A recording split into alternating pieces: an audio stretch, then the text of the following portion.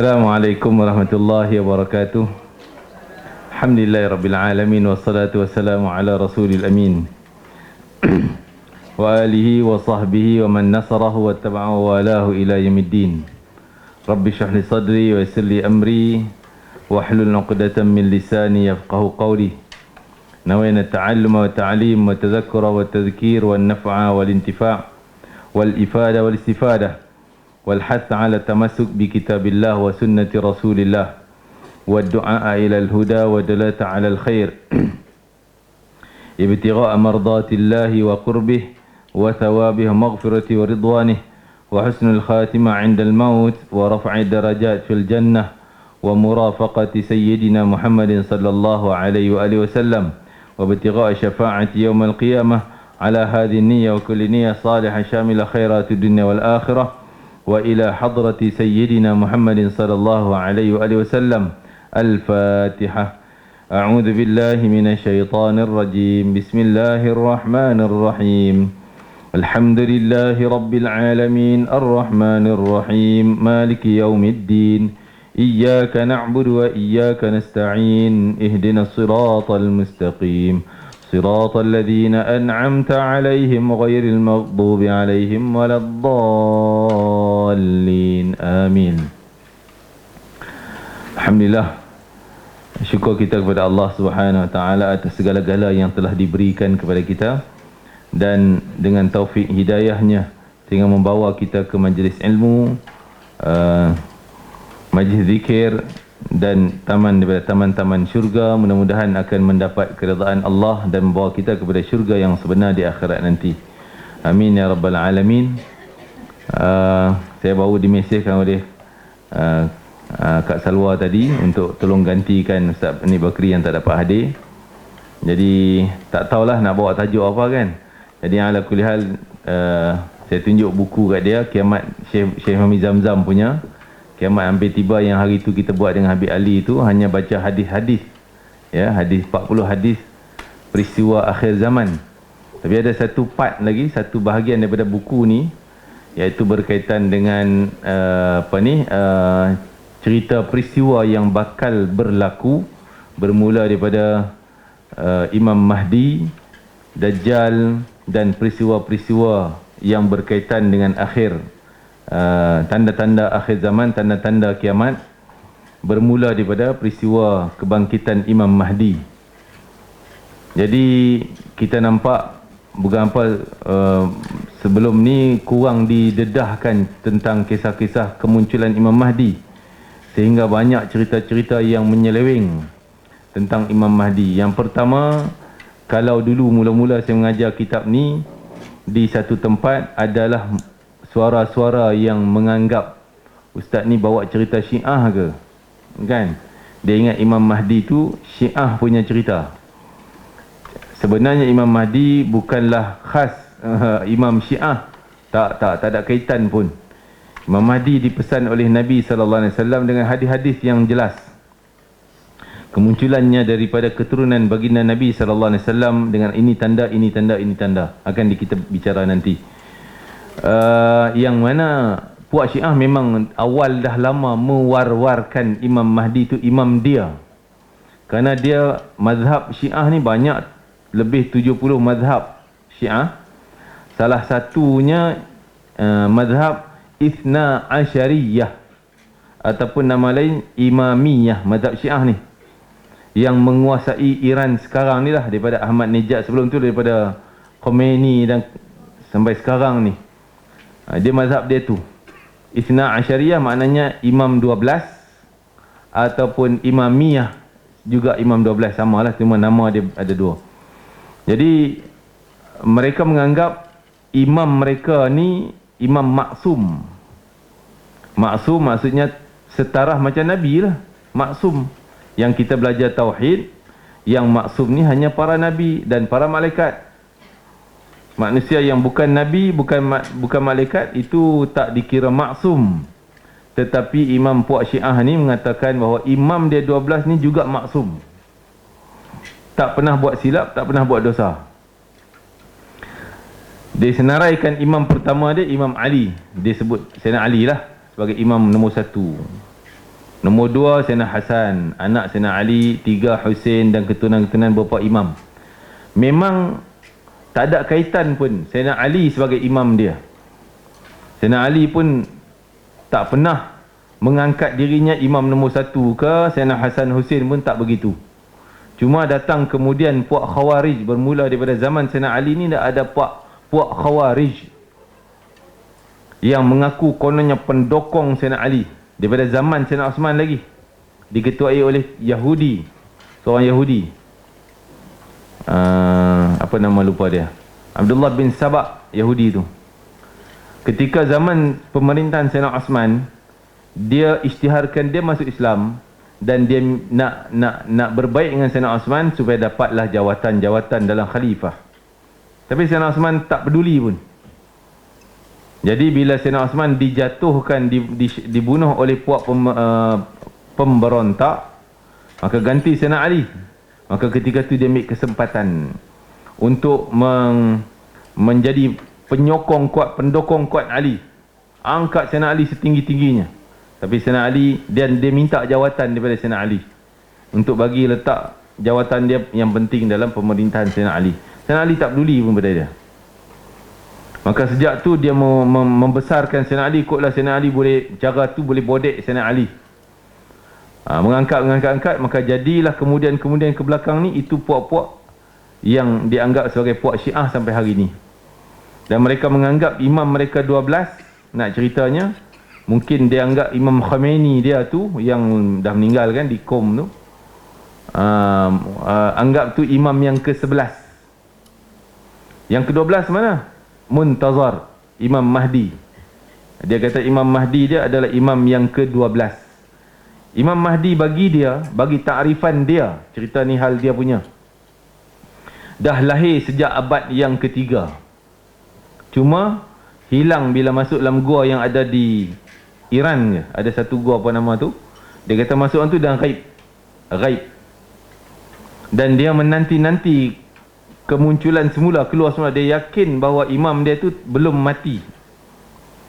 Imam tu bila selidik main, nama dia bukan Muhammad bin Abdullah, namanya Hasan, Imam Hasan Al-Askari. Dia sebutlah Imam Hasan Al-Askari.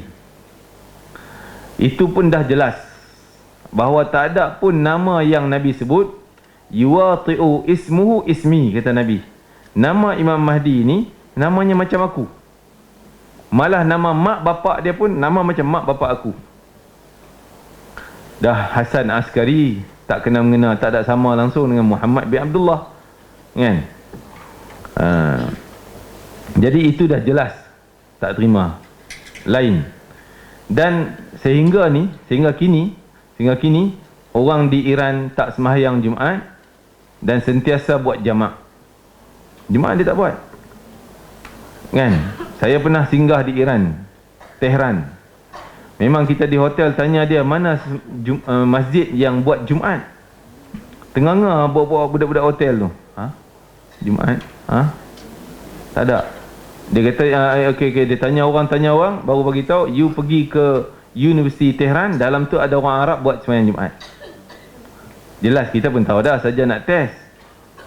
Dia memang kita musafir tak sembahyang Jumaat, kan? Jadi memang dia orang tak buat Jumaat. Kenapa bila tanya tak buat Jumaat? Dia kata imam belum muncul. Tu imam dia, Imam Mahdi ni. Jadi selagi dia tak muncul, selagi itu tak wajib sembahyang Jumaat. Sehingga munculnya Imam Hasan Askari yang dia kata Imam Mahdi tadi sebagai imam dia, barulah akan turut sembahyang Jumaat, kan? Jadi kalau siapa malas nak sembahyang Jumaat, boleh ikutlah Syiah ni. Dan jamak dia sentiasa, walaupun perempuan rumah sebelah tu main masjid dekat musafir, boleh buat jamak. Sebab tu di masjid dia azan 3 kali je. 3 kali, subuh, zuhur dan maghrib. Zuhur dia dah jamak dengan asar, maghrib dia dah jamak dengan isyak, kan? Dia kata dah kira musafir tu, keluar rumah dia kira musafir. Ringkas, mudah, untung tu, kan?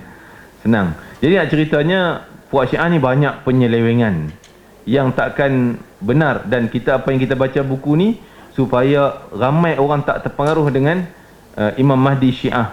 Sebab kawan saya di JAIS, bahagian R&D, dia kata tugas dia nak kena selidik kaji 40 jenis ajaran sesat. File-file yang dah ada, dia kena pergi siasat apa ni, dia punya ni lah, hantar tim menyiasat. Dan kebanyakan daripada 40 kes yang ada belum diisytiharkan sebagai sesat ni, masih nak kaji, nak tengok. Kebanyakannya mengaku dia tu Imam Mahdi, dia tu orang kanan Imam Mahdi, dia tu pembantu tentera Imam Mahdi, macam-macam yang kaitan dengan Imam Mahdi, kan? Sehingga ada orang perempuan yang bawa ajaran sesat ni, dia mengaku dia Imam Mahdi. Kalau kita cerita di sini, kalau dia memang mengajar sini pun kita tak akan percaya. Tapi macam mana ada orang yang boleh jadi pengikut dia pula? Sebab tu menunjukkan bahawa orang tak kenal, tak ada ilmu tentang Imam Mahdi, sehingga bila datang orang cerita sesat pun ikut, percaya yang tu betul, kan? Dan baru ni pula saya terkejut masa saya duduk haji, baca satu berita yang ada seorang ustaz daripada satu negeri, Negeri Sembilan kot ustaz tu, kan? Dia bawa jemaah dia, isytiharkan jemaah dia, Imam Mahdi nak muncul pada hari Arafah tahun ni, tahun yang baru lepas ni lah. Kena pergi, kita pergi jadi pejuang ataupun tentera Imam Mahdi. Dia nak pergi duduk di Arafah, nak bai'ah dengan Imam Mahdi, akan muncul tahun ni. Oh, confident pula boleh sebut tahun ni. Dan dia sebut pula nak isytihar di Arafah. Ni pun dah tak betul dah. Nanti kita baca dalam ni, pengisytiharan Imam Mahdi bukan di Arafah, depan Kaabah, dan ada tanda sebelum tu. Sedangkan kalau nak kata tahun ni, tak ada langsung tanda sebelum ni, kan? Macam mana dia boleh mengaku? Dan ramai pengikut dia yang jual tanah, jual segalanya semata-mata nak buat belanja untuk duduk di sana, nak jadi tentera Imam Mahdi. Tak peduli dah pada anak ke kerja, dia tinggal semua. Ramai. Sehingga timbul isu tu yang Menteri Agama kita serah pada kerajaan Saudi untuk tangkap dia orang ni, kan? Masih tak nak balik. Ada yang masih tak nak balik. Ada yang lari cuma dulu duduk di kawasan Mekah, dah lari duduk Madinah. Dah habis dia punya visa, dia orang tak nak keluar juga. Terpulang dia kata pada kerajaan Saudi nak tangkap. Jadi kita pun heran, macam mana boleh maklumat yang palsu, maklumat yang tak betul ni tersebar dan ramai pengikut. Kerana orang tidak ada ilmu yang sebenar. Bila tak ada yang sebenar, dia jumpa yang tu, dia kata yang tu betul, dia ikut. Maka rasa penting jugalah untuk kita tahu hal-hal ni, berpandukan pada kitab Tok Syekh kita, almarhum Syekh Ahmad Fahmi Zamzam. Kita dah mungkin yang ikut kelas Habib Mahdi pernah, Habib Ali Habib Najmuddin dengan saya itu, Ustaz Mahathir pernah baca yang ni, tapi kita baca baru separuh. Dalam ni ada dua kitab. Ada dua buah kitab. Sebenarnya dikompil jadi satu. Satu yang berkaitan dengan hadis 40, hadis peristiwa akhir zaman. Yang tu kita dah khatam baca pada majlis yang lepas lah. Satu bahagian lagi, tajuk Kiamat Hampir Tiba, yang menceritakan kisah Imam Mahdi, latar belakang Imam Mahdi, biodata lebih kurang Imam Mahdi, dia berpandukan daripada hadis Nabi SAW. Dan susunan peristiwa yang berlaku. Imam Mahdi, setelahnya baru muncul Dajjal. Baru muncul Dajjal. Selagi tidak ada peristiwa kemunculan Imam Mahdi, takkan berlaku Dajjal. Itu rentetan peristiwanya, kronologinya macam tu.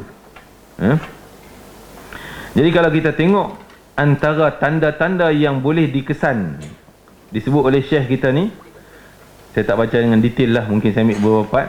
Tanda yang kita boleh kesan kita ni dah dekat dengan kemunculan Imam Mahdi.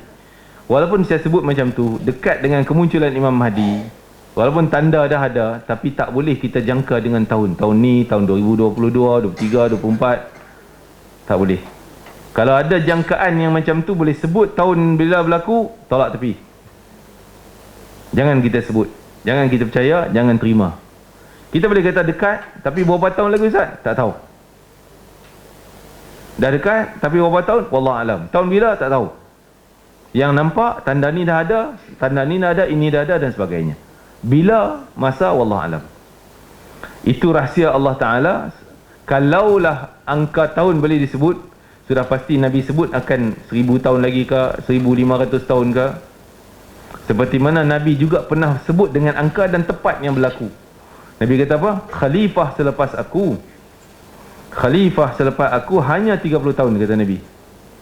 Khalifah selepas aku hanya 30 tahun. Setelah tu raja-raja yang mencengkam dan bukan khalifah. Maka dihitung oleh para ulama, selepas Nabi wafat, siapa dia jadi khalifah? Sayyidina Abu Bakar Siddiq, Umar Al-Khattab, Sayyidina Uthman bin Affan, Sayyidina Ali.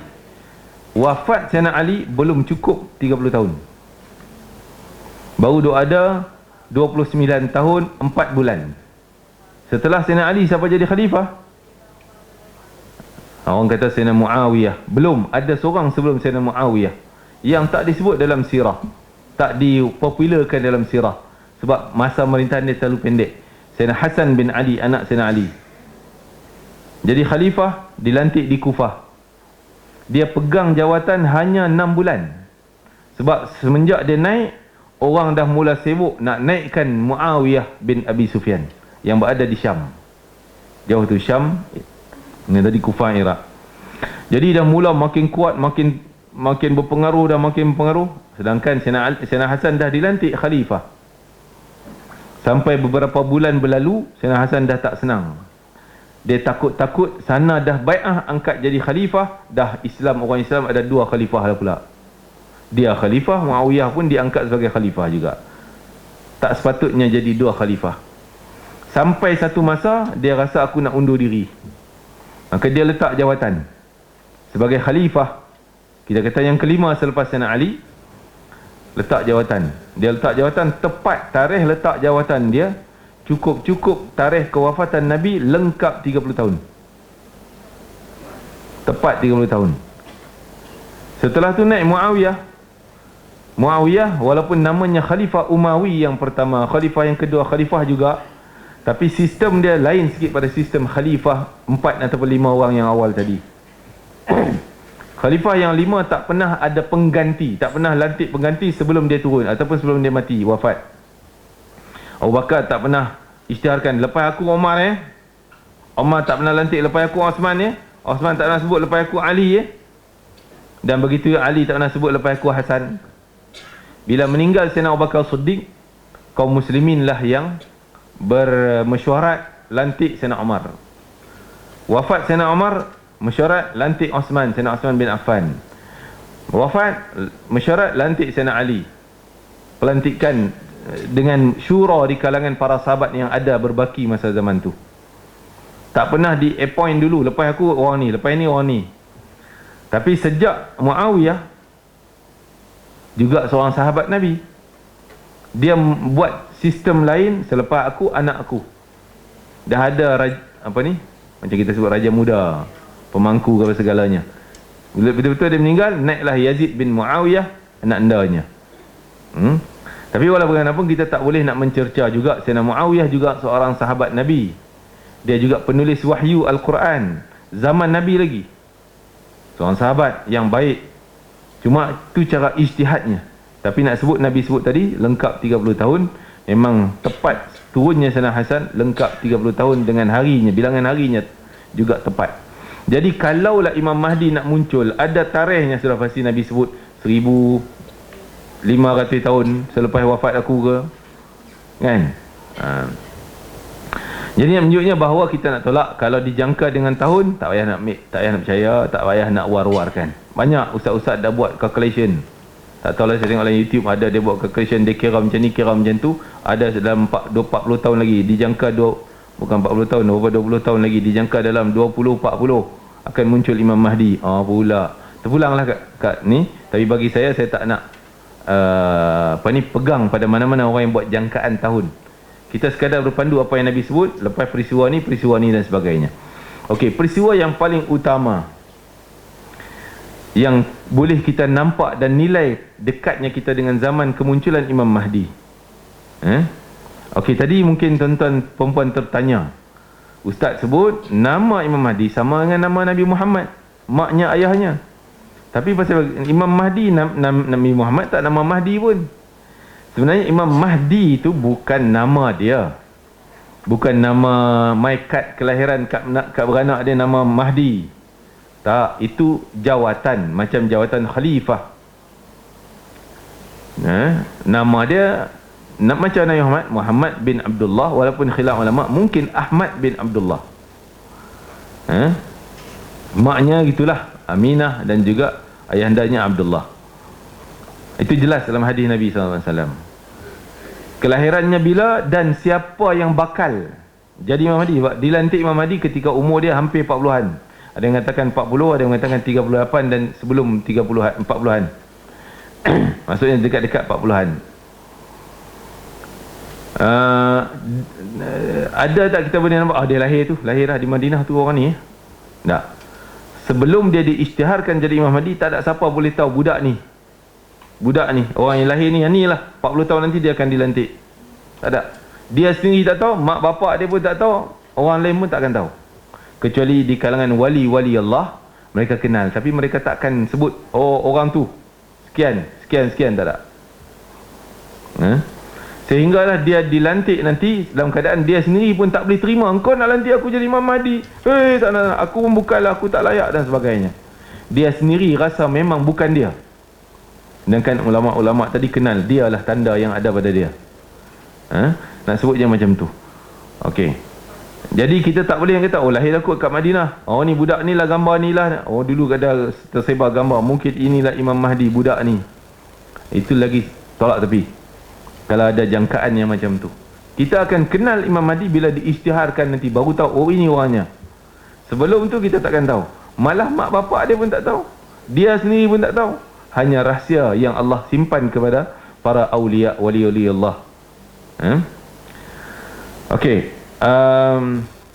Tanda yang dekat yang kita boleh nampak ni, iaitu pembangunan sekitar Baitul Maqdis.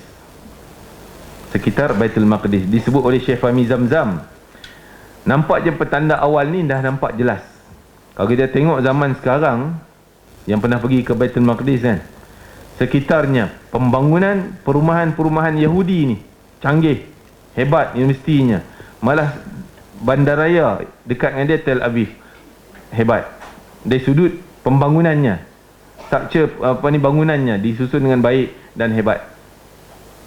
Berbanding dengan sebelum-sebelum tu, orang Arab tahu, pembangunan rumah Arab ni macam tak tersusun lah, selera gitu kan.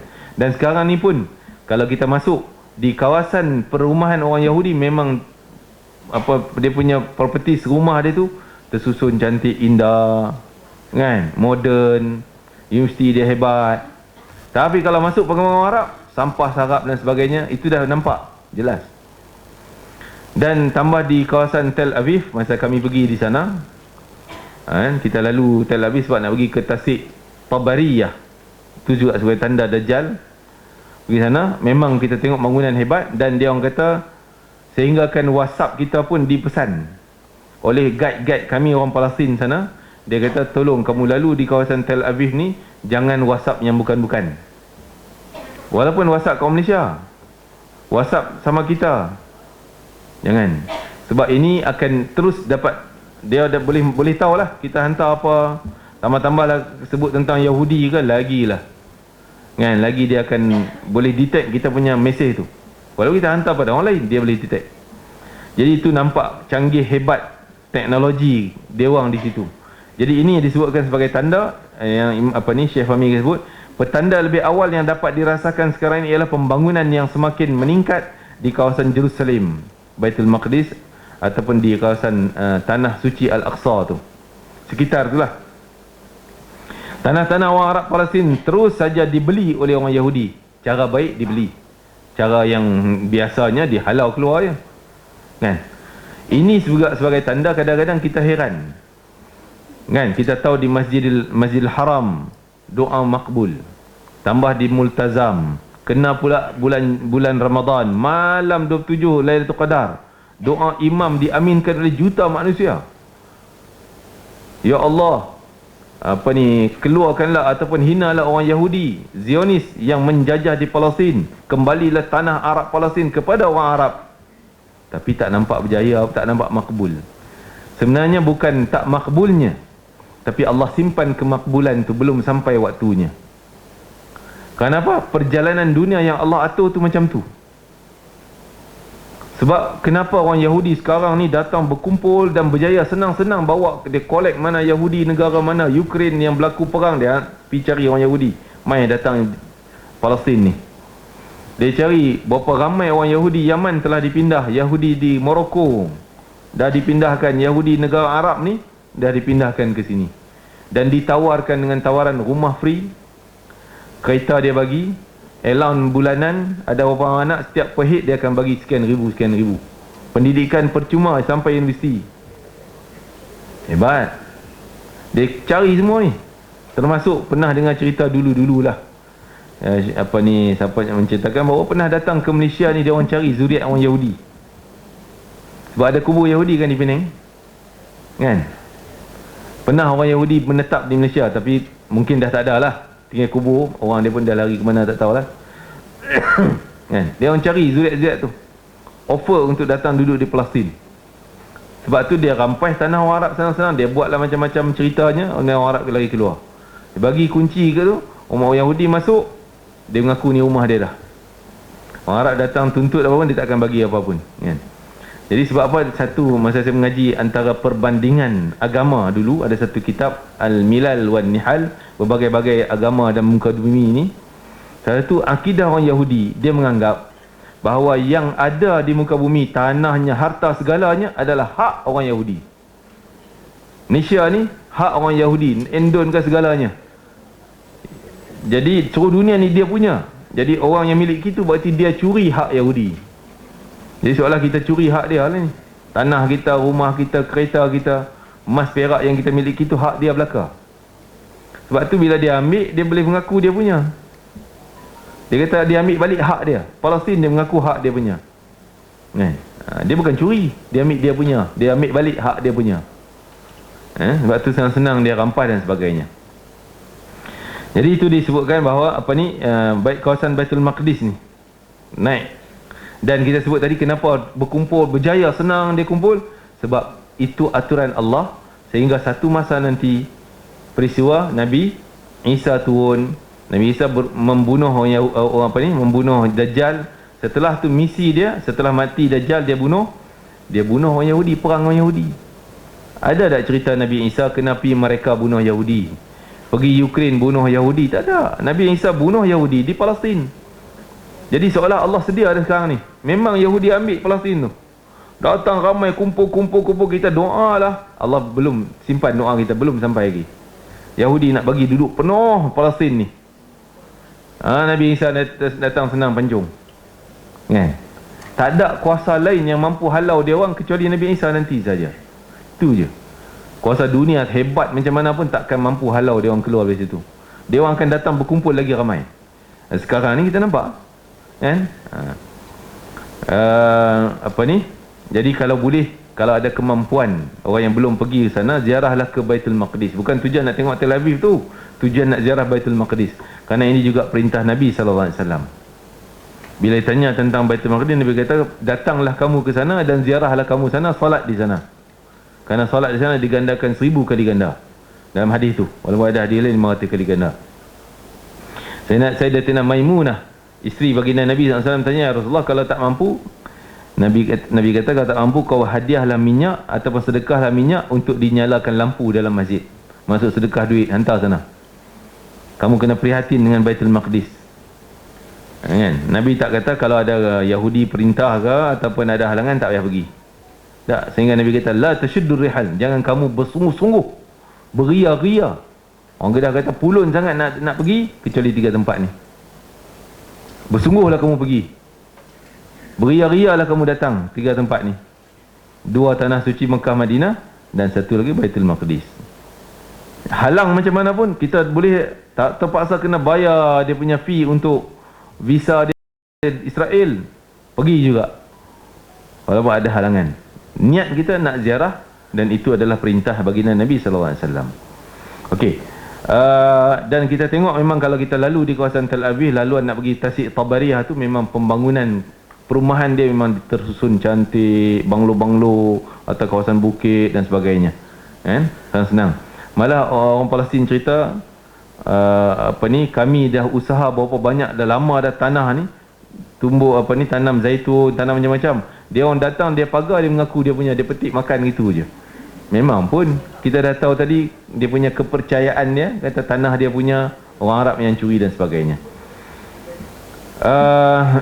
Itu disebut tanda yang pertama. Petanda kita tengok sana, dah nampak sekarang, dah jelas sekarang, tanda tu dah jelas. Imam Mahdi akan lahir dan beliau akan memimpin umat Islam. An Abdullah bin Mas'ud radhiyallahu anhu qala qala Rasulullah SAW, la tadhhabu dunya hatta yamlika al-araba rajulun min ahli baiti yuwati'u ismuhu ismi, kata Nabi SAW. Riwayat Imam Tirmizi dalam babul fitan.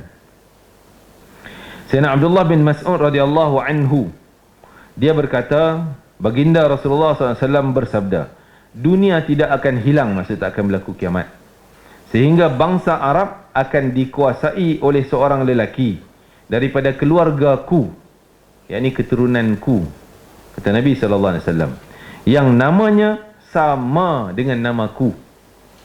Yang kita sebut tadi, Muhammad ataupun Ahmad bin Abdullah. Juga mak ayah sama dengan mak ayah Nabi SAW. Dan memang jelas daripada keturunan Nabi, para ulama membuat kesimpulan, mungkin dia daripada jalur kan zuriat Nabi ni daripada dua cucu Nabi, Hasan dan Husain radhiyallahu anhuma. Jadi kemungkinan ayahandanya sebelah Sayyidina Hasan, bondanya sebelah Sayyidina Husain. Nak ada kaitan dua tu. Kebiasaan para habaib contohnya, kebanyakan mereka ialah Sayyidina Hasan, Sayyidina Hasan, Sayyidina Husain, Sayyidina Husain. Tapi dia ni ada juga yang macam bercampur lah, kita kata kan, daripada jalur ni, dan daripada Imam Mahdi ni daripada dua jalur tersebut, sama ada ayah di belah ni, mak di belah, ataupun sebaliknya. Hadis ini menerangkan kepada kita bahawasanya dunia ini tidak akan kiamat sehinggalah bangsa Arab dan juga bangsa Ajam dikuasai oleh seorang lelaki keturunan baginda Rasulullah SAW, iaitu digelar sebagai Imam Mahdi. Beliau akan dilantik dan akan melaksanakan keadilan di atas muka bumi ini dan diikuti oleh seluruh kaum muslimin.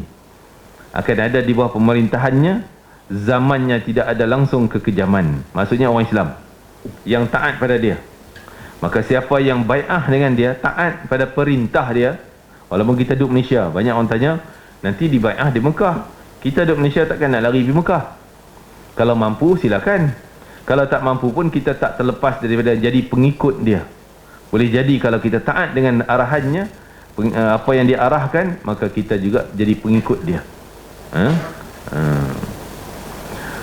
Kalau tak nak patuh, maka kita akan jadi lawan dia dan pengikut Dajjal nanti. Automatik orang tu akan jadi pengikut Dajjal, sebab dia tak nak patuh kepada arahan Imam Mahdi, yang kalau patut kita di sini ni kena ikut. Masya Allah. Tanda-tanda Imam Mahdi akan dibai'ah. Sebelum Imam Mahdi datang memimpin umat Islam, ada berapa tanda yang akan muncul terlebih dahulu. Ini pelik ni, nak cerita pelik, benda pelik berlaku. Tapi itu disebutkan Syekh kita ni, mungkin dia kutip juga daripada hadis-hadis Nabi SAW dan juga huraian-huraian para ulama tentang kemunculan Imam Mahdi. Ada tanda yang pelik berlaku. Yang pertama, munculnya sebuah binatang. Maaf saya sebut binatang, bintang. Silap baca pula, astagfirullahalazim. Kan? Mata kelabu-kelabu ni kan. Munculnya sebuah bintang yang berekor di ufuk timur. Dan bintang ini maksudnya dia manjang lah. Tak tahu macam mana kita nak cerita pun.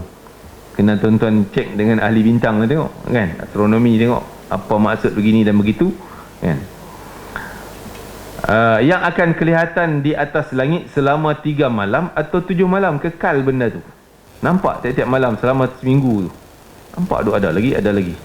Tu mula munculnya benda ni, tanda. Tak lama dah, beberapa bulan, bukan makan tahun dah. Tu makan beberapa bulan sebelum kemunculan Imam Mahdi. Okay, tanda yang pertama.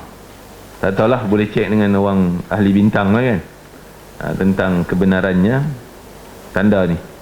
Yang kedua, gerhana bulan berlaku pada Ramadan dan gerhana matahari juga berlaku pada pertengahan Ramadan yang sama. Malam pertama gerhana bulan, malam pertama Ramadan. Malam kedua, malam pertengahan Ramadan tu juga gerhana matahari. Jadi sebulan Ramadan ada 2 gerhana. Jadi alhamdulillah Ramadan yang lepas ni tak ada, kan? Macam mana dia orang boleh kata nak muncul Arafah tahun ni? Itu tanda, yalah, orang tak belajar, dia tak tahu maklumat-maklumat ni. Jadi kalau ada berlaku Ramadan yang tanda tadi, berarti akan berlaku beberapa bulan setelah tu kemunculan Imam Mahdi. Yang ketiga, kemudian pada musim haji tahun tu, tahun apa? Tahun yang Ramadan tadi berlaku gerhana. Ramadan, Syawal dah masih nak pergi haji dah. Zulqaidah dah terbang. Zulhijjah musim haji, kan?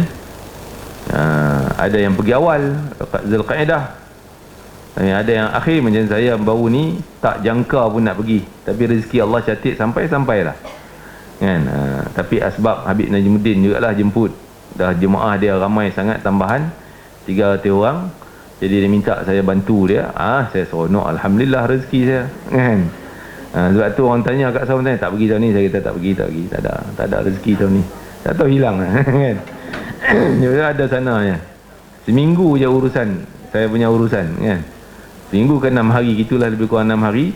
Daripada dia call, terus serah pasport begini begitu, lepas pergi.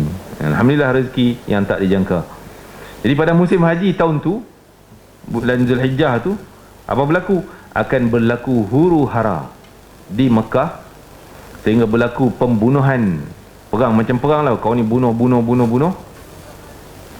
di kawasan Mina. Tak tahu apa sebab. Adalah sebab tertentu yang akan tahu nanti, tapi sekarang kita tak tahu apa sebabnya. Mungkin sebab politik, sebab apa-apa yang wallah alam.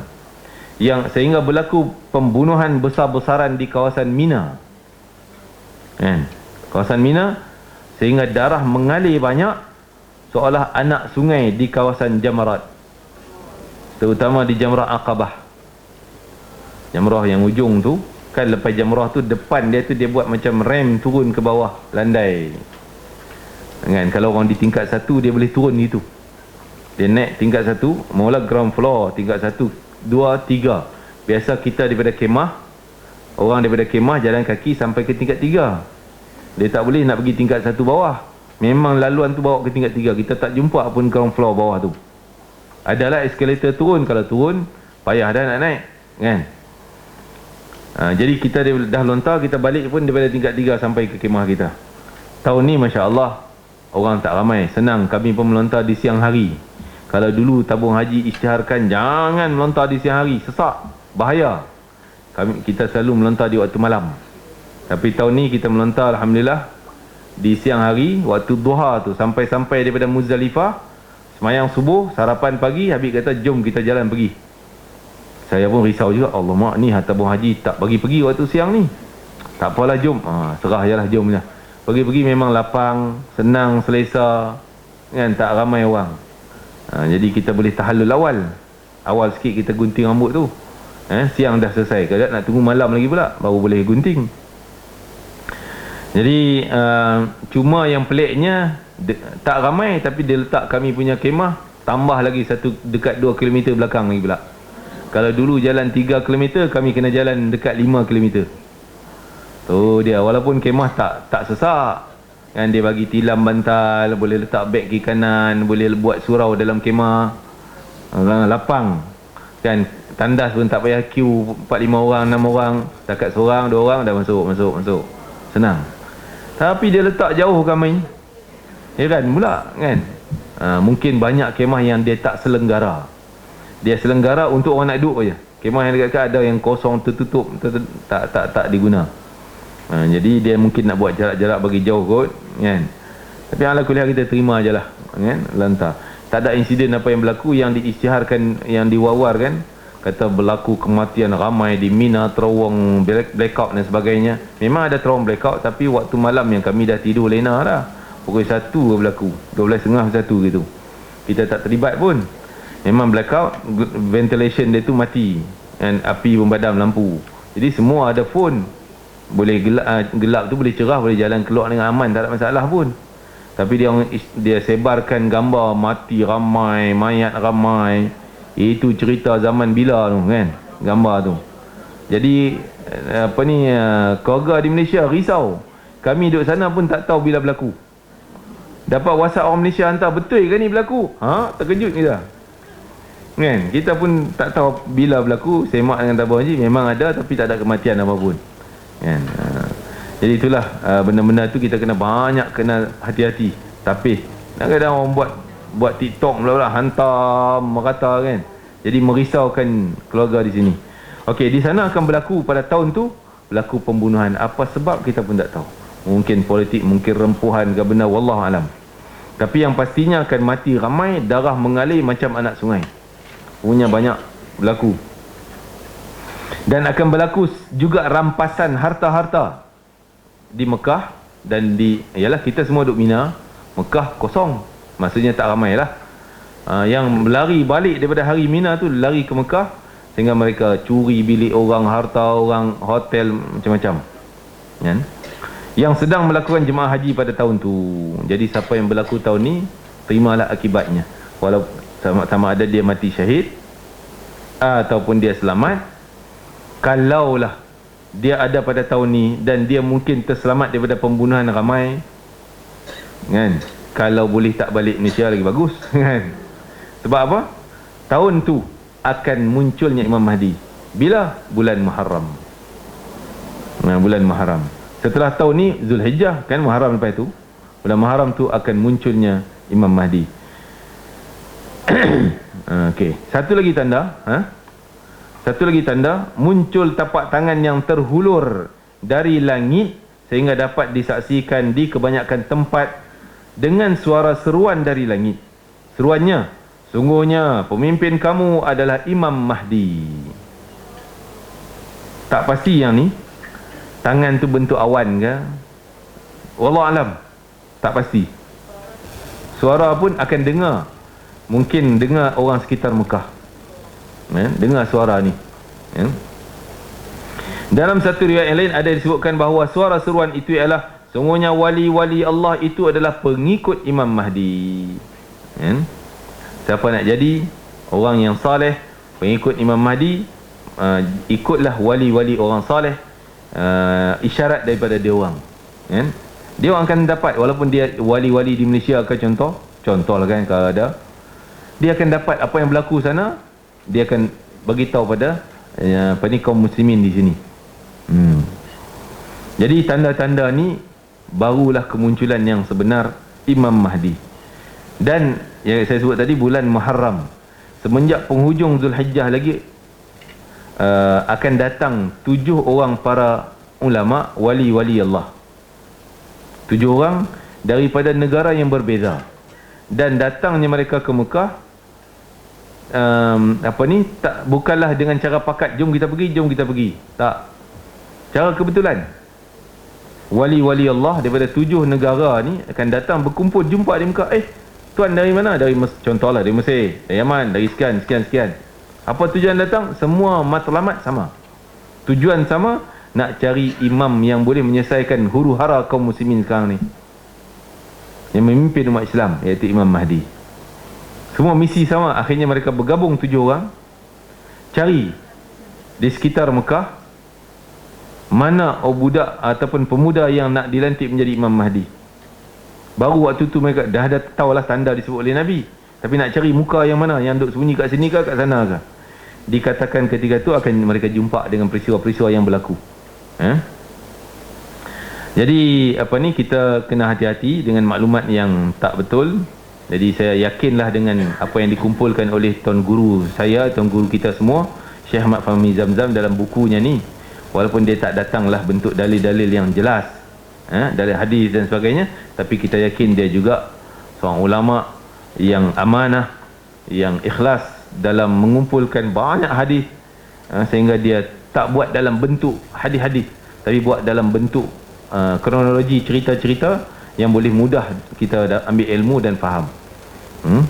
Kalau ikut hadis memang tak ikut susunan, kan? Hadis cerita ialah macam-macam dia ceritanya. Hadis berkaitan Imam Mahdi, saya tengok dah berkaitan Imam Mahdi ni memang tak ikutlah susunan macam Syekh kita buat, berlaku yang ni, lepas tu berlaku yang ni, berlaku yang ni, berlaku yang ni. Jadi tadi munculnya bintang yang berekor Dan yang kedua, gerhana pada Ramadan, bulan dan matahari.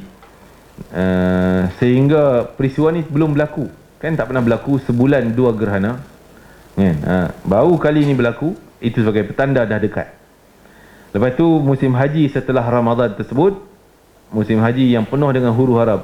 Tapi orang pergi pada peringkat awal, orang tak sedar pun. Pergi je biasa. Tak adalah bersedia nak bawa pedang ke apa semua, tak ada. Kan? Dia pergi macam biasa. Tapi tiba-tiba berlaku di situ pada ketika hari kita duduk di Mina. Bermula kita duduk di Mina bila? Iaitu pada malam 10 Zulhijjah. Kita di Arafah hari wukuf 9. Kadang-kadang 8 bulan dah mula duduk situ. Masa tahun ni kami bersama dengan Habib Najmuddin bawa jemaah, kita duduk di Mina dulu malam tu. 8 bulan kita pergi Mina, orang pergi Arafah. Kita nak amalkan satu sunnah yang sukar kalau kita nak buat dalam jemaah yang lain. Yang tamu haji tak mampu nak buat macam tu. Sebab apa? Sebab pengurusan bas, pengurusan kemah di Mina payah bila ramai kan. Tapi dalam grup kecil tu boleh kita minta request, dia orang terima, boleh buat. Sebab tu banyak travel haji dia tak berani janji. Wira sarjana yang saya bawa pun dia tak berani janji kita akan buat hari tarwiyah disebut. Sunnah Nabi hari tarwiyah 8 bulan dia duduk di Mina dulu, bermalam satu malam di situ. Tak berani janji sebab tak tahu lagi dia orang lulus ke tidak. Pergi sana minta request, barulah dia benarkan, baru boleh. Jadi alhamdulillah kita dapat bermalam di Mina 8, dan barulah besoknya 9 bulan kita bertolak ke Arafah untuk wukuf, dan malam ke Muzdalifah dah tarikh 10 bulan. Lepas tengah malam kita pergi ke Mina, dah duduk di Mina. Walaupun sepatutnya kewajiban kita duduk di Mina bermula daripada 11 bulan, tapi kita dah sampai awal. 10 bulan malam tu dah sampai. Okey, jadi 11, 12 dan 13. Cuma 12, 13 ni membuat jadi pilihan. Nak duduk 13 ataupun nak skip 13 tak nak, 12 balik Mekah. Mengajak haji pula tadi kan. Cerita kursus haji pula. Nanti kita simpan dalam kursus haji nanti. Yang ni cerita Mekah ni, bila sebut Mina kita pun nak cerita hal tu. Okey, itu antara tanda berlaku di Mina. Dan muncul tapak tangan ni kita tak pasti sama ada nampak real tapak tangan ataupun dalam bentuk rupa awan ataupun rupa yang macam mana, wallahu alam. Kita terima saja apa yang disebutkan dalam tanda ni. Dan ada seruan bila diseru demikian, kalaulah sebab tu tahun ni tiba-tiba keluar qarar ni ketetapan Kementerian Haji Saudi. Orang dah beli tiket sampai 16 Muharram, 17 Ramadan balik Malaysia. 17 Muharram. Muharram. Yalah Muharram lah. Kan? Tiba-tiba dia keluar qarar. Qarar kata mesti semua jemaah haji 100% kena keluar daripada Saudi sebelum 15 Muharram. Paling akhir 15 Muharram. Kalang kabut orang 17, 16. Jadi dia orang buat surat macam manalah rayuan ni, susah nak beli tiket kapal terbang tak ada kosong. Dia kata kalau lewat satu hari akan didenda 100 rial ke apa satu pahit. Jadi kalau kabut lah. Lepas tu dia bila dah tekanan banyak macam tu, bukan Malaysia aja, jemaah lain Pakistan tak balik lagi, banyak negara tak balik lagi. Jadi barulah dia ubah, okey tak apalah. Tahun ni dia benarkan. Mungkin tahun depan dia akan buat ketetapan tah 15, tah 1 Muharram pula. Mungkin dia akan diawalkan nak suruh orang rakyat tabung haji, orang haji ni keluar awal. Jadi nampak macam nak ada kaitan lah pula dengan ni. Supaya tak berlaku peristiwa kemunculan Imam Mahdi ni. Masalah orang mereka yang tak setuju ni dengan Imam Mahdi dah mula merancang supaya orang semua balik tak payah duduk Mekah. Kan? Memang daripada dulu dia dah buat kan, visa permit yang kena bayar sekian, banyak orang dah lari keluar daripada Mekah kerana tak mampu nak bayar permit tu. Okey, jadi itu nampak petanda-tanda. Dan bai'ah Imam Mahdi apabila tiba bulan Muharram setelah peristiwa berdarah di Mina tu, maka pada saat itu Imam Mahdi akan dibai'ah, dilantik menjadi pemimpin. Imam Mahdi lah. Orang tadi Muhammad bin Abdullah tadi dilantik jadi Imam Mahdi. Pada mulanya telah datang ke negeri Mekah 7 para ulama wali-wali Allah yang datang dari penjuru dunia yang berbeza tanpa ada sedikit pun perjanjian di kalangan mereka. Mereka datang dengan tujuan macam nak buat umrah, tapi tujuan utama mereka sebenarnya nak cari Imam Mahdi. Tapi sambil mereka buat umrah, mereka datang ke Mekah dengan tujuan yang sama. Dah jumpa, berkumpul, tanya perkenalan-kenalan, rupanya matlamat yang sama. Kisah yang berlaku macam tu sama dengan peristiwa Ashabul Kahfi. Ashabul Kahfi cuma tak cari Imam Mahdi lah. Ashabul Kahfi, 7 orang Ashabul Kahfi ni pun bukan rancang jom kita lari keluar. Tak. Mereka ni daripada lain-lain keluarga, dan ada yang tak kenal mengenal pun sama dia orang ni. Tapi pemuda bila diperintah satu negara untuk sujud kepada raja tersebut, maka mereka tak setuju, tak senang hati. Sedangkan mereka ni orang kedudukan, mak ayah dia orang berjawatan tinggi, dan keluarga dia orang ni keluarga yang hebat, bukan orang miskin, bukan orang bawahan, orang dekat dengan istana. Jadi mereka sanggup tinggal kemewahan istana dia, sanggup tinggal, tak peduli, yang penting iman ku selamat. Lari keluar, sehingga bertemu di persimpangan macam di luar negeri tu. Dah bertemu tu, mereka tak berani nak cerita niat dia tu, tujuan nak lari pada raja yang suruh sembah tadi ni. Tak berani nak cerita. Tanya, sembang pergi sembang mai, nampak tujuan sama, barulah cerita matlamat. Rupanya sama matlamat dia orang, keluar nak lari daripada kesesatan agama tadi, nak selamat iman dia orang ni. Tinggal semua, tinggal kan? Jadi 7 orang ni tak kenal pun, jumpa baru tahu matlamat sama. Akhirnya Allah selamatkan mereka. Okey, jadi ulama tadi pun sama, 7 orang datang, tak ada tujuan, tak ada janji pun, datang rupanya matlamat sama. Mereka datang ke Mekah dengan tujuan yang sama, iaitu mencari Imam Mahdi di Mekah ini untuk membai'ahnya, dan mereka masing-masing dah ada pengikut belakang dia orang tu yang telah dibai'ah oleh 313 orang yang setia dengan mereka. Hantar engkau pergilah pergi cari Imam Mahdi. Dia pun pergi tak jumpa. Jadi kehadirannya di Mekah adalah mewakili daripada sebilangan umat yang ada belakang dia orang. Kita tak tahu daripada negara mana, tak disebut siapa orangnya pun, lagilah kita tak tahu, kan?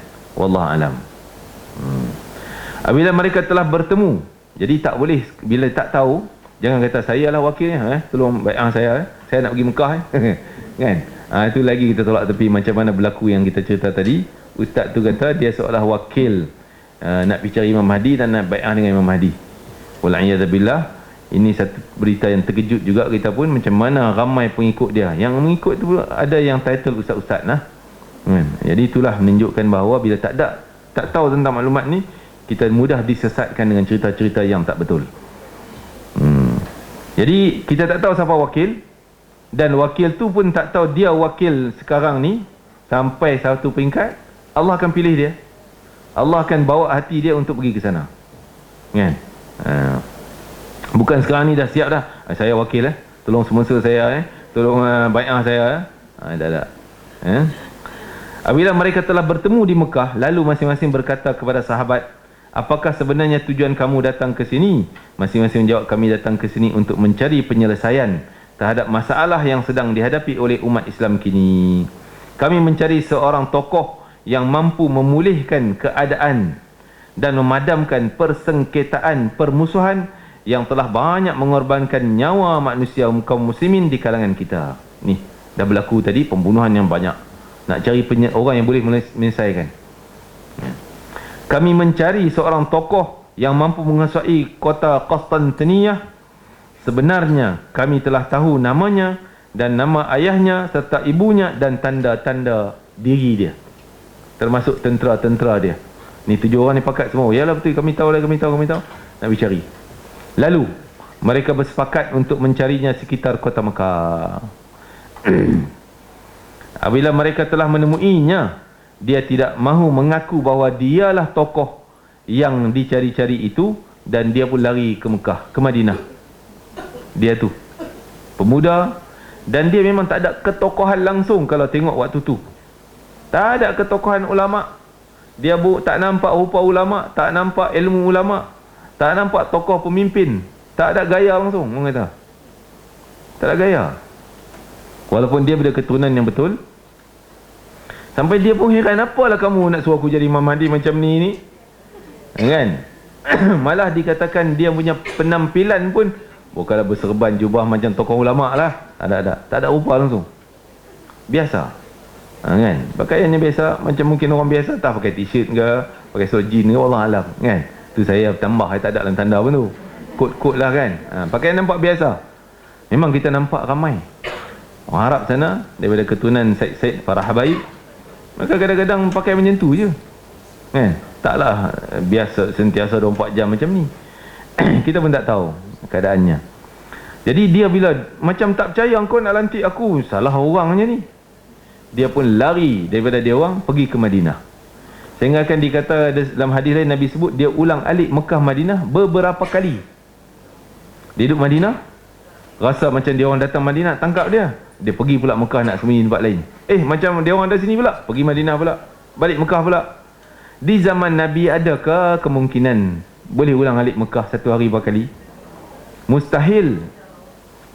Naik unta, kuda paling laju pun 7 hari 8 hari baru Mekah sampai Madinah. Hijrah Nabi 8 hari kan. Mustahil. Tapi Nabi sebut dia ulang alik. Seolah benda tu dah akan berlaku, dan memang pasti ada kenderaan yang boleh membawa begitu cepat. Sekarang ni Masya Allah 2.5 jam naik kereta api sampai. Tahun ni jemaah saya pula minta, Ustaz boleh tak kami nak pergi Madinah daripada Mekah naik kereta api. Kita, pengalaman saya kata takkan boleh. Tapi pi minta jemaah haji ni doa makbul. Dia orang minta dah solat hajat kat Multazam pun tak tahu tu. Pi minta dengan Pak Syekh Arab ni, dia kata boleh. Oi, boleh. Tak pernah berlaku dalam peristiwa haji. Sebagian naik bas, sebagian naik kenderaan lain. Boleh dia kata. Jadi urus tu boleh juga dia orang naik kereta api. Seronok 2.5 jam dah sampai. Kan? Sampai relaxnya. Fresh kan. Jadi kalau pergi umrah, saya nasihatkanlah jemaah-jemaah ni naiklah kereta api, mintalah kepada travel tu. Jadi kalau urusan umrah dia tak macam haji nak kena minta travel, tak tahu kebenaran, kena pergi tanya dulu muassasah Arab ni, muassasah pun kena minta kementerian dia pula. Jadi banyak kebenaran yang perlu kita dapat tu. Tapi dalam umrah biasa, senang. Ustaz boleh kami naik kereta api ni? Boleh, beli tiket sendiri, tambah semua, pergi kita jumpa di sana. Itu senang umrah. Jadi boleh, kalau 2.5 jam lah, ulang alik saya rasa 4 kali boleh pergi balik kan, 5 kali boleh pergi balik. Itu Nabi kata ulang alik berkali-kali Mekah Madinah. Dia lari daripada dia orang tadi ni. Oleh sebab itu keadaan di Madinah juga tidak selamat. Dia rasa tak selamat macam rasa dia orang datang ni. Dia kembali ke Mekah pula, lari pergi Mekah pula. Lalu sekali lagi dia ditangkap. Setelah terakhirnya baru dia ditangkap pula. Dia pergi, rasa dia orang datang, dia balik Madinah balik. Rasa dia orang datang, pergi Mekah pula kan? Sampai yang terakhir barulah dia ditangkap, betul-betul pegang tangan dia, bawa dia ke Masjidil Haram. Dia tak boleh nak lari lagi dah. Lalu dia ditangkap di kawasan Masjidil Haram, berhampiran dengan Hajar Aswad, dibawa ke depan Hajar Aswad.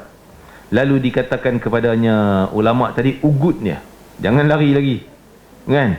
Kalau engkau lari, engkau akan dibunuh seandainya engkau enggan menerima pelantikan kami ini.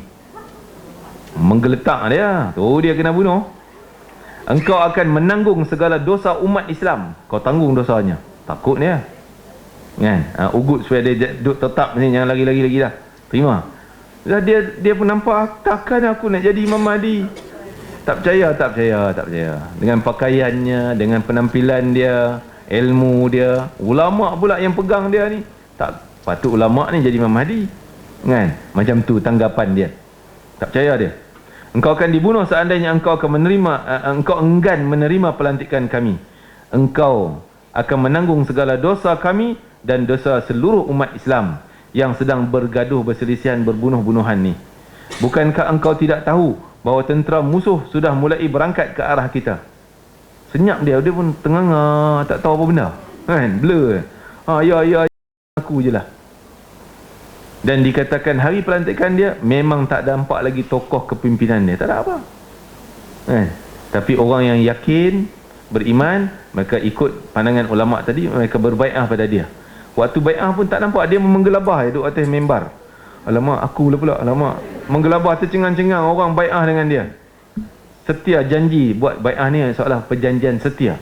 Kami akan taat dan patuh segala perintah kamu dan akan ikut di belakang kamu sebagai pemimpin umat Islam. Ya.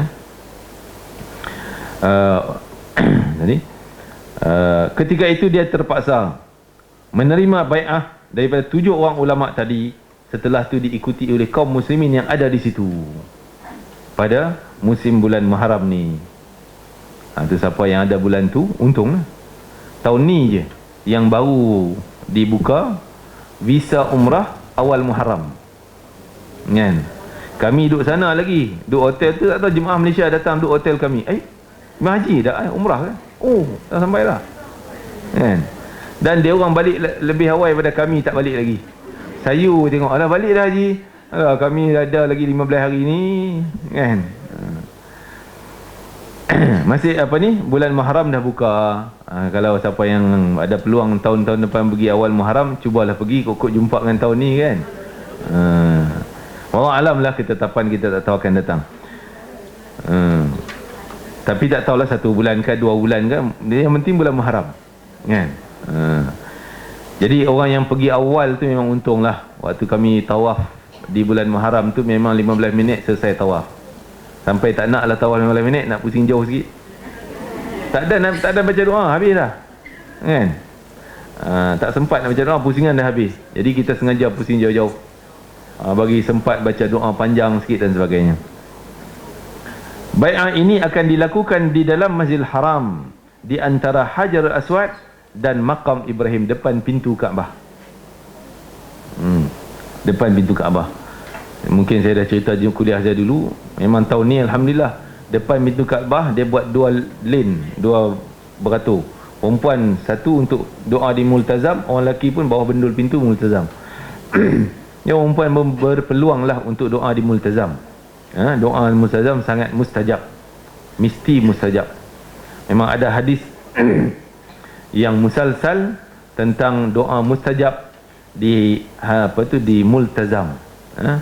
Jadi kalaulah tuan-tuan perempuan ada peluang doa di multazam, bukan doa macam tu saya sebut dah dulu.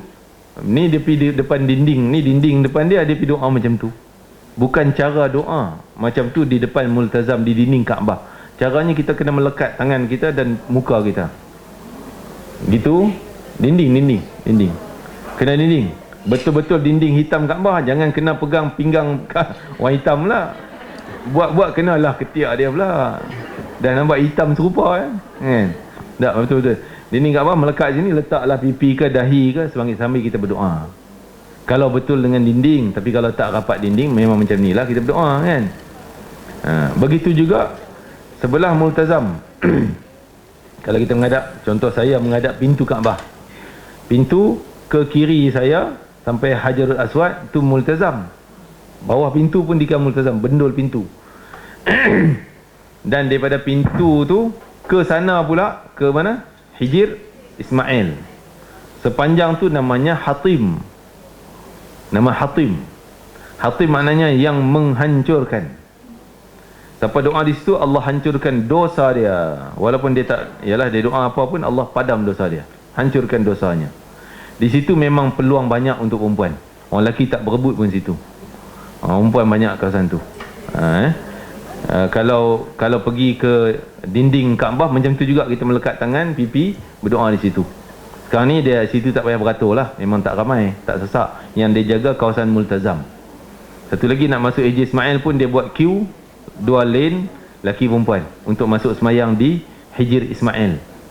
Alhamdulillah, kalau sistem tu kekal untuk orang umrah kemudian memang baguslah. Dapat semayang dalam Haji Ismail aman, tak takut orang pijak kepala kita kan. Senang berdoa.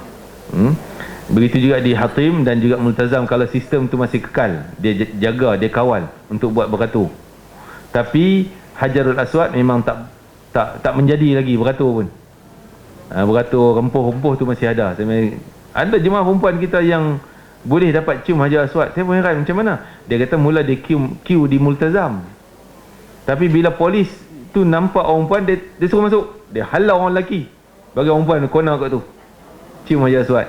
Tu rezeki dia lah kot, wallah alam lah kan. Rezeki dia, apa doa hajat dia mungkin sampai dapat cium multazam. Terkejut kita, Dalam saya pun tak mau berebut tengok macam tu. Dah lah kena pakai ihram. Takut ihram terlondeh kat situ, orang ke mana ni. Kan? Tak berani lah. Jadi perempuan dia senang sikit lah dengan pakaian dia. Tu rezeki masing-masing. Okey, di situ tempat bai'ahnya Imam Mahdi, di depan pintu. Sekarang ni imam ke dulu, imam situ. Masa saya pergi umrah dulu, imam sembahyang kat situ. Di lantai qamat dia bawa sejadah, azannya dia bawa sejadah, dia bawa mikrofon pacak-pacak kat depan pintu Kaabah tu. Imam datang sembahyang tu. Sekarang ni daripada musim haji sampai kami balik, imam tak pernah keluar sembahyang situ, dia sembahyang belakang. Bawah memang tempat khas imam tu. Bawah humbung. Okey. Akhirnya kita sebut sini bai'ah tadi oleh semua kaum muslimin yang ada di situ. Bai'ah ini dilakukan di dalam Masjidil Haram di antara Hajar Aswad dengan Maqam Ibrahim.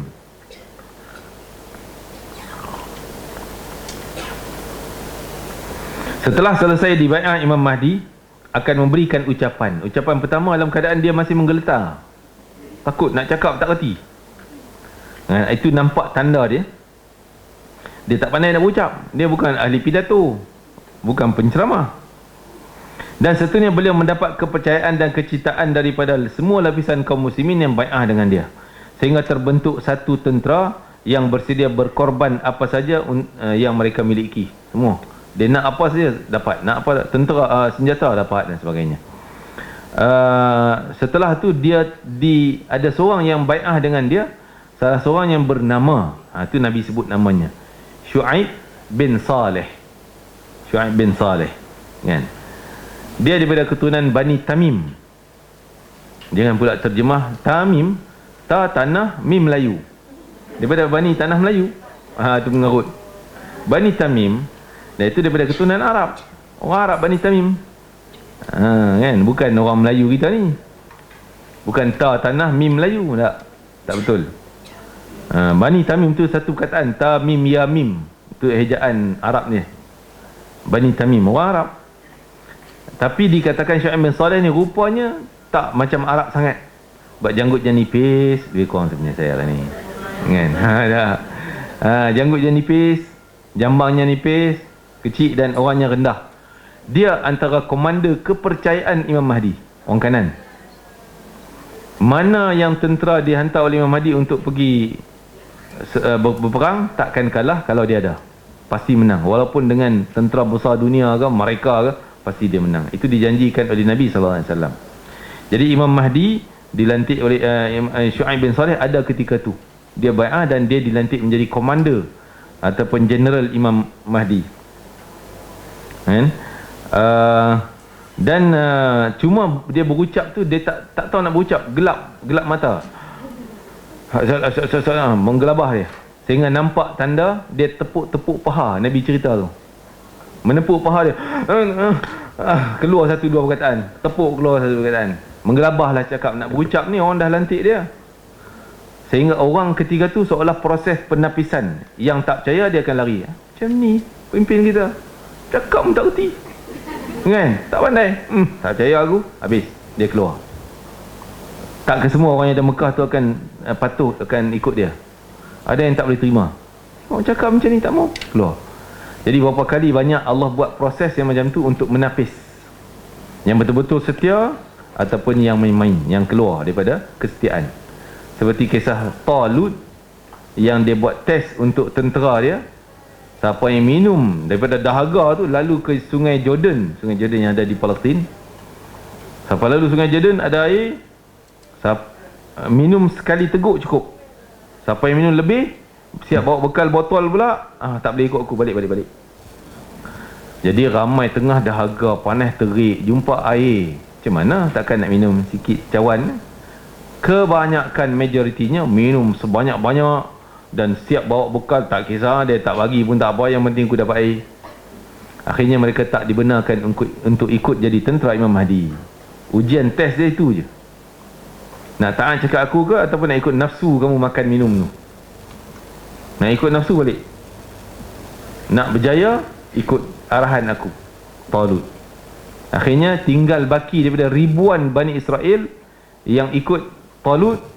Tapi yang tak lulus ramai, yang lulus hanya 313 orang je. Ribuan patah balik. Kan? Sama bilangan perang Badar 313 orang. Sama bilangan para rasul 313 orang. Cerita tadi Imam Mahdi pun di bai'ah belakang imam-imam 7 tadi 313 orang. Kan? Mujur orang ni baik-baik belakang. Kalau cerita kat kampung tempat orang kaki ekor ni, ustaz sebut 313. 313. Kena tikam ekor number. Jadi sebutkan bahawa maka ketika tu orang yang bai'ah situ akan setia pada Imam Mahdi, mati mereka syahid. Orang yang setia, yang bukan yang lari tadi ni, matinya syahid. Kalau dia sempat perang, dia tetap menang atau mati syahid kerana terbunuh dalam peperangan tersebut. Misi peperangan yang pertama Imam Mahdi iaitu dengan tentera Syam. Tentera Syam. Syam mana? Syria. Yang Nabi cerita dalam kisah dalam buku ni, cerita oleh Syekh kita, tentera Syam dikuasai oleh tentera Sufyani yang sangat kejam. Sebab tu kita nampak sekarang, walau kita tak katalah Hafiz Asad sekarang. Hafiz apa kan? Bashar Asad. Bashar kan? Tak tahu, wallah alam dia ke yang Nabi sebut, tak tahu. Tahtah dia ni baru kekejaman tahap 1 baru. Ada lagi tahap, beberapa tahap lagi yang sampai zaman Imam Mahdi nanti. Antara misi Syuaib bin Saleh, mulanya serang ke sana. Sebab bila dah muncul peristiwa Imam Mahdi ni, tentera Sufyani itu hantar dia punya batalion tentera dia. Hantar dengan misi 2. Bunuh Imam Mahdi dan runtuhkan Kaabah Mekah. Tapi Nabi sebut bila mereka sampai Madinah, di Baidak, dah buat kacau bilau dah kat Madinah ni, bunuh orang semua. Siapa mengaku keturunan Nabi Muhammad semua kena bunuh. Dia orang pancung ni semua. Yang dia orang tahu dia akan bunuh. Siapa halang kena bunuh. Kejam ni, tentera ni kejam. Datang buat kacau di Madinah, nak terus pergi Mekah. Sampai di kawasan Baidak, Allah jerluskan tanah jadi lubang. Mereka semua terkubur dalam tu. Terkubur dalam lubang tersebut. Itu yang Sayyidina Aisyah radhiyallahu anha tanya, ya Rasulullah, terbunuh, terkubur semua, macam mana keadaan orang yang tak terlibat? Mungkin orang tempatan, orang nak pergi umrah, orang lalu lalang, tak terlibat tentera. Nabi kata yub'atsu ala niyatihim. Mereka mati juga, semua mati. Orang tempatan yang kena lubang tu mati semua. Orang nak pergi umrah, mungkin bas jatuh, mati. Semua mati. Tapi akan dibangkitkan di akhirat nanti bergantung pada niat masing-masing. Dia mati tak terlibat, matinya syahid. Mati terlibat dengan tentera jahat tadi, memang kena azab. Kan? Jadi tak berjayalah kecuali 2 orang daripada tentera tu yang selamat. Satu terus perjalanan ke Mekah, sampaikan berita pada Imam Mahdi bahawa dia tentera Sufyani, bahawa Imam Mahdi suruh tentera tu serang balas. Dan satu lagi balik report pada bos dia di Syam, beritahu ke tentera mati. Tiba-tiba tentera Imam Mahdi datang menyerang. Jadi itu berlaku peristiwa yang akan datang. Dan sifat-sifat Imam Mahdi nanti akan disebutkan kemudian lah, insya-Allah. Macam mana fizikal badan dia. Sebut tanda ni. Kan, hidung dia macam mana? Badan fizikal dia rendah ke, tinggi ke, dan sebagainya akan disebutkan dalam buku ni. Siapa yang ada buku ni, kok last time saya kena dah pemain simpanan kan. Dia tiba-tiba last minute dipanggil untuk masuk Padang, bawa lah buku ni ya. Boleh kita semak nanti muka surat 113 insya-Allah. Ya? Oh tak ada, saya tak ada. Ni buku yang dulu kita buat program kat masjid ni dijualkan. Tapi kalau nak beli boleh cari Galeri Ilmu. Ni terbitan Galeri Ilmu. Di kedai dia yang saya suruh saya pergi tu di Kota Damansara Seksyen 8. Kota Damansara. Ataupun boleh cari dalam Google lah, Galeri Ilmu, kitab nama Kiamat Hampir Tiba. Kan? Banyak maklumat dalam kitab ni. Berapa ringgit Semenanjung Malaysia RM20. Kan? Buku ni boleh belilah. Wallahu alam.